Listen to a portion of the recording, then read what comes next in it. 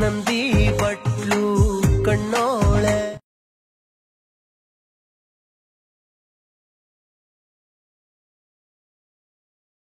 ನೀನ ನಂಗ.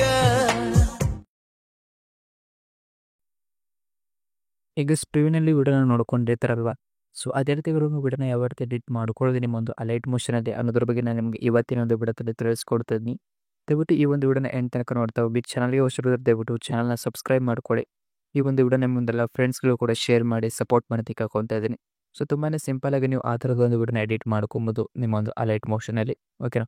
ಸೊ ನಿಮಗೆ ಡಿಸ್ಕ್ರಿಪ್ಷನಲ್ಲಿ ಫುಲ್ ಪ್ರಾಜೆಕ್ಟ್ ಲಿಂಕ್ನ ಕೊಟ್ಟಿರ್ತೀನಿ. ಜಸ್ಟ್ ಒಂದು ಪ್ರಾಜೆಕ್ಟ್ನ ಇಂಪೋರ್ಟ್ ಮಾಡಿಕೊಂಡು ಆ ಥರದ ಒಂದು ವಿಡಿಯೋನ ನೀವು ಕೂಡ ಎಡಿಟ್ ಮಾಡ್ಕೊಬೋದು.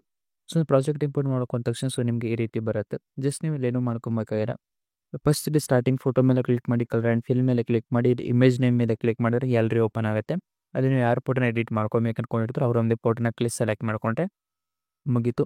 ಇದೇ ರೀತಿ ನೀವು ಎಲ್ಲ ಫೋಟೋಸ್ಗಳನ್ನ ಇದೇ ರೀತಿ ರಿಪ್ಲೇಸ್ ಮಾಡಿಕೊಂಡು ವಿಡಿಯೋನ ಎಡಿಟ್ ಮಾಡ್ಕೊಬೋದು. ಇಲ್ಲ ಬೇರೆ ಸಾಂಗ್ ಮೇಲೆ ವಿಡಿಯೋನ ಎಡಿಟ್ ಮಾಡ್ಕೊತಿರಂದ್ರೆ ಈ ಒಂದು ಫೋಟೋದ ಎಫೆಕ್ಟ್ಸ್ಗಳನ್ನ ಕಾಪಿ ಮಾಡ್ಕೊಂಡು ನೀವು ಇದೇ ರೀತಿ ಒಂದು ವಿಡಿಯೋನ ಎಡಿಟ್ ಮಾಡ್ಕೊಬೋದು. ಸೊ ವಿಡಿಯೋ ಶೇರ್ ದಯವಿಟ್ಟು ಲೈಕ್ನ ಮಾಡಿ, ಚಾನಲ್ನ ಸಬ್ಸ್ಕ್ರೈಬ್ ಮಾಡ್ಕೊಳ್ಳಿ.